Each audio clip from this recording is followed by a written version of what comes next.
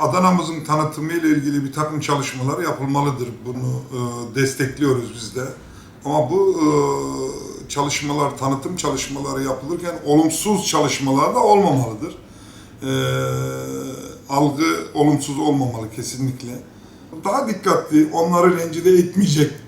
Orada doğudaki özellikle evlerinden bu terör olayları dolayısıyla terk etmek zorunda kalan insanları da düşünerek, empati yaparak, biz orada sıkıntılar yaşarken ya da işte şehidimiz gelirken ya da gazi olurken burada ya da başka bir yerde bir eğlence yapılması veya başka tür, bunlara dikkat edilmesi gerekir. Ben bunun özellikle altını çizmek isterim.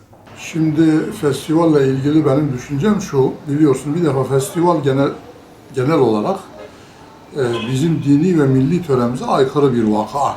Yani bizde festival kutlaması, festival yapma diye bir şey yok. İkincisi şu anda ülkemizde ister düşük yoğunluklu değil, ister orta yoğunluklu değil bir savaş var. Her gün bir düzine değilse bile 5-6 tane şehit cenazesi geliyor. Bir taraftan çocuklarımızın cenazeleri kaldırılır, evlerde feryat, figan, yas tutulurken bir taraftan da festival yapılması, davul dümbelek çalınması, cümbüş çalınması, bir türlü melanetin icra edilmesini biz kesinlikle olumlu karşılamayız. Ki buna bu ülkede yani bu şehirde diyelim 400 bin, yarım milyon insanın oy verdiği Büyükşehir Belediyesi de zaman zaman alet oluyor. Rakı festivali, bilmem ne festivali, şarap festivali, portakal çiçeği festivali, tamam. Kaç kişi katılıyor bu festivale? Bu şehrin nüfusunun %1'i katılıyor. Ama %99'u tasvip etmiyor, gitmiyor, katılmıyor. Şehit cenazeleri geliyor. Her gün camilerden feryat figan insanlarımız acı içerisinde cenazeler kaldırılıyor. Adana'nın hemen hemen bütün ilçelerinde şu anda yas var. Neyin festivalini yapıyoruz? Bunun yanı sıra şimdi doğuda biliyorsunuz devlet güvenlik güçleri bir takım operasyonlar yapıyor. Bu operasyonlar sonucu istemeden de olsa insanların evi yıkılıyor, dükkanları yıkılıyor, dükkanları kapanıyor. İnsanlar evlerini, vatanlarını, yurtlarını terk etmek zorunda kalıyorlar. Şimdi bu insanların 3 aile, 5 aile gitmiş tek bir odaya sığınmış vaziyette. Evi barkı yıkılmış, çocuğu yaralanmış, kendisi yaralanmış, öğrenciler okula gidemiyor ve bu insanların o durumdayken batıda olan biten bu gibi şeylere nasıl bakacaklardır, ne gözle bakacaklardır? Bir de bunu değerlendirmek lazım. Yani biz burada ölüyoruz, biz burada sefalet içerisindeyiz ama batıdaki sözde Müslüman kardeşlerimiz zevk sefa içerisinde, düğün dernek içerisinde festival yapıyorlar, eğleniyorlar. Acaba bizim bu halimize mi eğleniyorlar diye düşünebilirler. Tabii Adana'da yaşayan bir insan olarak bu festivalleri çok doğru bulmuyorum, sağlıklı bulmuyorum. Tamamen bir sivil toplum kuruluşu temsilcisi olarak da karşı çıkıyorum. Karşı çıkış sebebimiz nedir? Şu ana kadar Adana'da ciddi bir boşluk var. Artık her önüne gelen Adana'da bir festival yapmaya başladı. Fakat bizim kültürümüzde, geleneğimizde hiçbir alakası olmayan şeyler var. İşte şalgam adı altında rakı festivalleri yapılıyor. Yurt dışından getirilen dansçılar, oyuncular artık Adana'da sürekli bir festival programı var. Diğer yandan bunlar yaşanırken, eğlenceler, oyunlar sergilenirken diğer yandan Türkiye'nin değil, dünyanın gündeminde olan çok ciddi bir sorun yaşıyor ülkemiz. Maalesef Doğu ve Güneydoğu'da bir facia yaşanıyor. Ve bugün inanın sadece her güne diyemeyeceğim, neredeyse her haber bültenine bir haber duyuyoruz. Mutlaka bir eve ateş düşmüş, bir cenaze gelmiş. Ölen insanlar, evinden yurdundan olan insanlar var. Bu terörden dolayı şu an evini terk eden insanlar var. Bu kadar yaşanan feryat figan, acı ve yine Anadolu'ya doğru cenazelerin taşındığı bir ortamda, yine buralardan göç yapan insanların haberlerini izlediğimiz haber bültenlerinin hemen akabinde bir festival olması, burada çılgınca insanların eğlenmesi, dans etmesi, oyun oynaması bizi gerçekten derinden üzüyor, derinden yaralıyor ve biz bu tür festivallerin hele ki böyle bir dönemde kesinlikle isminin anılmamasını istiyoruz. Bırakın yapılmasını. Bunun tartışmanın dışına çıkarılması lazım. Böyle bir festivalin olmaması lazım. Şimdi şöyle bir sıkıntımız da var. Ben göçe vurgu yaptım.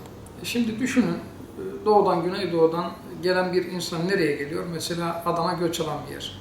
Adana'ya geliyor. Neyle karşılaşacak? Neyle karşılaşacak? Burada dans eden, eğlenen insanları görecek.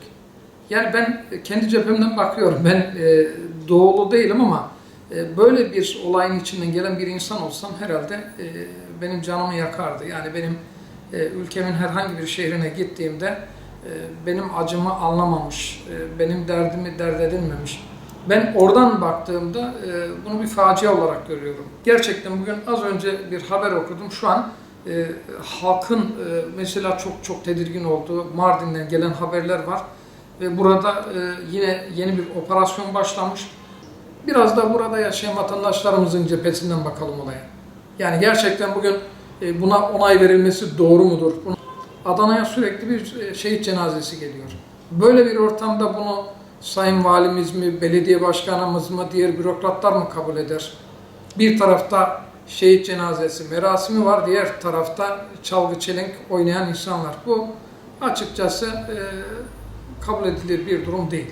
Biz Anadolu toplumu, Anadolu'da yaşayan insanlar birbirinin acısıyla dertlenebilen, sevinciyle de neşelenebilen bir toplumuz. Dolayısıyla ülkemizde bugün Doğu ve Güneydoğu'da bu yaşanan durumlar söz konusu iken Adana'mızda festival havasında bir etkinlik yapılıyor olmasını hakikaten yadırgıyoruz. Sivil toplum olaraktan çok anlamlı görmüyoruz bunu.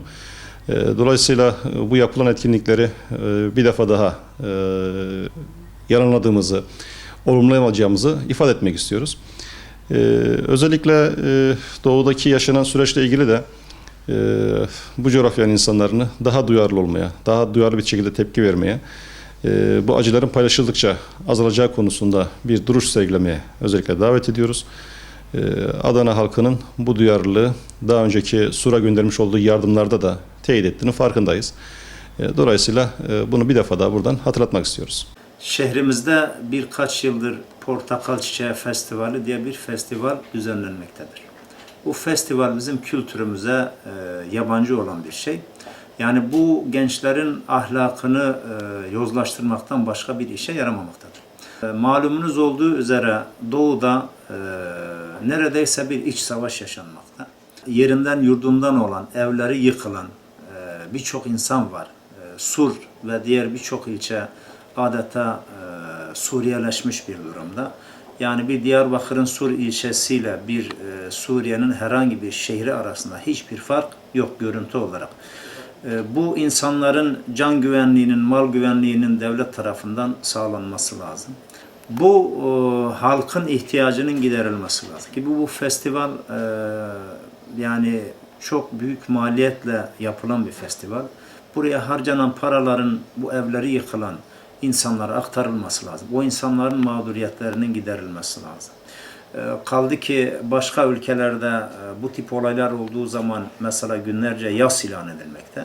Ama maalesef bizim ülkemizde bir tarafta insanlar ölürken ülkemizin doğusunda, batısında ise bir takım insanlar festivaller düzenleyerek eğlenmektedirler. Elbette Adana'mızın tanıtımı için gerekli olan organizasyonların olması gerekiyor. Bu fuar olur, festival olur. Biz bunlara karşı değiliz normal şartlarda. Ama iki etkenden dolayı Adana'mız için biz festival istemiyoruz. Birinci etken, ana etken Doğu'da, Güneydoğu'da insanlar sıkıntı içerisinde yaşarken, evlerinden göç etmek zorunda kalırken ve kimi insanlar sahipsizken şu anda bölgede maalesef Adana'da böyle bir şey olması bizi gerçekten üzmektedir. Bunun dışında da bu tarz eğlenceye dayalı gayri ahlaki organizasyonlar da bizim toplumumuzu yozlaştırmaktadır. Bundan dolayı biz bu tür festivalleri Adana'mızda istemiyoruz.